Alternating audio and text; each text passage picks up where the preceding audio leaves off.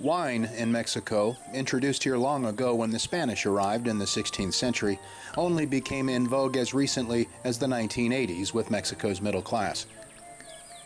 Today, upwards of 100 private wineries dominate the landscape along what's called the wine route, or Ruta del Vino, Hola. here in Mexico's Valle de Guadalupe in the northern state of Baja, which lies 70 miles south of San Diego, California, and just northeast of Ensenada's Pacific coast. Many now referring to Valle Guadalupe as Napa Valley South. Winemakers here producing some of the most sought-after wines in the world.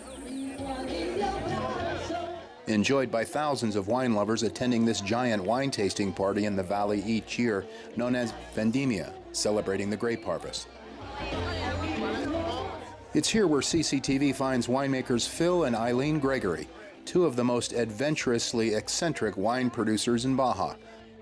Wine connoisseurs the world over make an annual pilgrimage to visit Phil and Eileen's winery.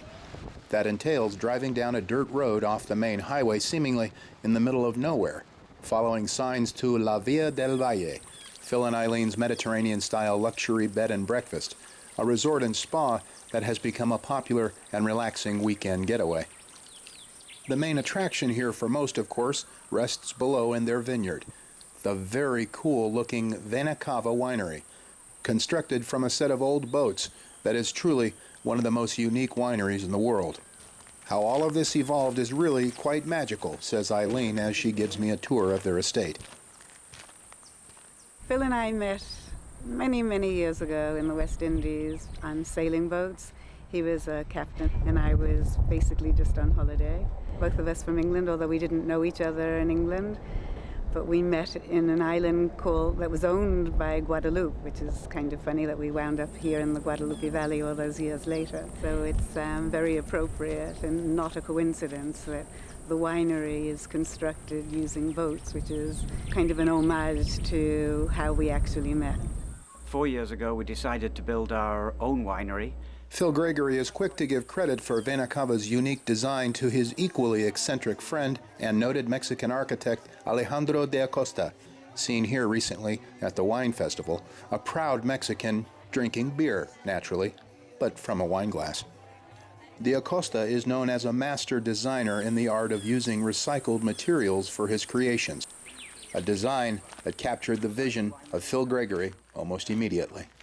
Basically, I simply said that I wanted something functional and funky, and I certainly got that.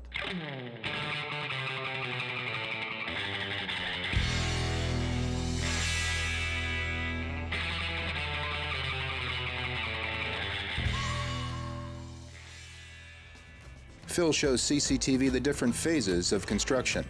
Abandoned boats trucked here from the Pacific coast, then ever so carefully rotated upside down by a crane, then set down over holes dug into the ground. Watching this risky and slightly dangerous undertaking made Captain Phil feel a bit like a man overboard at times, he says. When this was happening, I was hiding behind my house like this, looking sort of in fear. I thought the whole thing was going to crash. These are huge boats he's lifting. From the outside, Phil shows me how the winery looks when visitors walk in the front entrance.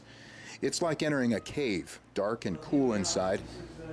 And above us, one of the enormous boats turned upside down for the roof.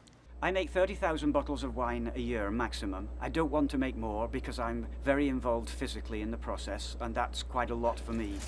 I like to make the wine in very small quantities that I blend together after a year or a year and a half. It's very time consuming.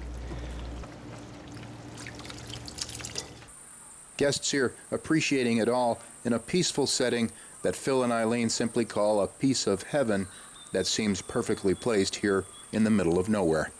We fell in love with the place when we first saw it. It was so unspoiled, and although it's very close to the American border, it's nothing like America at all. It's really, for us, it was like a rip in the fabric of time. A trip to Vinacava, they say, very much like a trip to old Mexico, as one explores the area around here. The real head-turner being Phil's funky winery of old boats.